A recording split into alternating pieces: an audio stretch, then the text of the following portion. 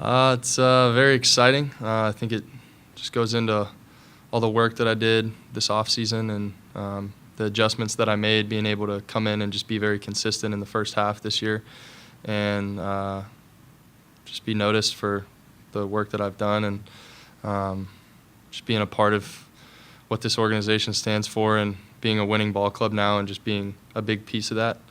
I think it all just goes into being selected for this. So it's a huge honor for myself and just being a part of this organization, being able to wear the Orioles uniform on All-Star Weekend.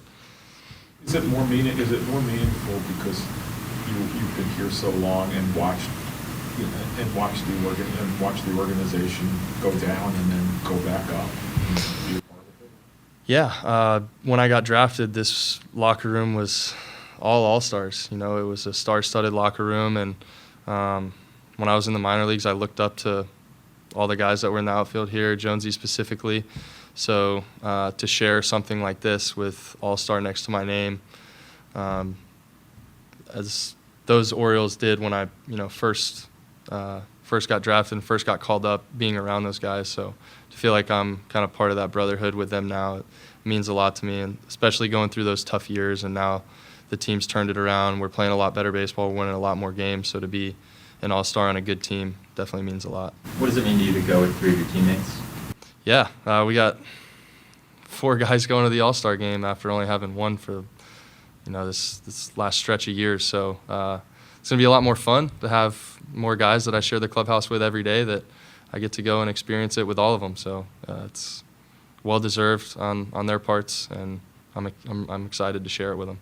Austin, going back to those former All-Stars that played with the Orioles, how much have you been in contact with Jonesy since you got in the organization, and how has that put you in a better spot as a player to get to this point?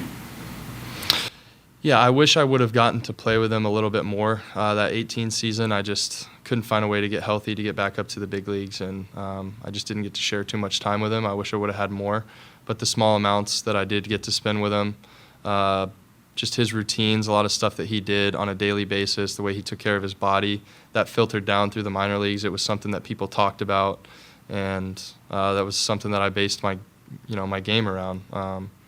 His work that he did on a daily basis in the outfield, seeing him shag balls and how much pride he took in his defense, that was something that stood out to me right away. So that's something that I've always stuck with. So I got to go on his podcast and talk to him the other day, and we just got to talk about the changes in the organization and how far they've come these last couple years and how awesome it is to be a part of it now. So I've gotten to have some conversations with him just on how things have progressed the last couple years. So that was fun to go on there and get to talk to him about that. What do you feel are the biggest reasons you've just been able to have more offensive success this year? I think it's consistency all around, consistency with my plate discipline, consistency with what I'm doing mechanically, and then just being very consistent on a daily basis, coming in, building a plan for that starting pitcher and who their go-to arms are going to be most likely to use that night. So just sticking to that no matter what, no matter how one at-bat goes or how a game went, I might have felt off, just going right back in the next day, focusing on the right things, and I think that's just showing up with consistent results on the field. What was that team meeting like this morning? Were you expecting to hear your name called? I actually wasn't. I knew for sure Adley would be in there, and what Felix and Cano have done this year has been incredible. We feel like if we have a 1-run lead going in past the 7th inning, it's lights out. It's just their time to come in and close the door like they always do. So I felt like they were all 100% going to get in. I didn't think I was going to, so it was kind of caught me off guard, and it was just a special moment for me to be able to share that in the locker room with all the guys. How did he announce it? Did he do it 4 in a row, or do you guys individually? No, we had the whole team together in a setting, and he named off the guys, and he named those 3 first. So I didn't know if that's where the list stopped or not, and then I got to hear my name. So yeah, it was cool. I don't know if you've heard it all, but Hyde has been advocating for you when speaking with us for really the past month. What does that mean to you that not just he but your teammates as well believe that you deserve this recognition? Yeah, my relationships come a long way with Hyder over the years, and I've had multiple conversations with him on the things that I needed to do and the parts of my game that I needed to clean up to be just a big leaguer that could be consistent and put together. I had put together good stretches at times, but I just struggled with the consistency. So, we talked about multiple things, and I feel like he's helped me come a long way in my career. So, getting to hear him tell me that I'm an all-star this year is great, and getting to hear him say it in front of the whole team and get to share that moment with them, it's special because I'm in here with them every day. I'm with these guys more than I'm with my own family. So just to be able to share it with all of them it's great. It's what it's all about. Is the possibility or wonder on your mind leading up to these days when you know that roster's going to come out and the performance this season that you've had so far, that it could be possible?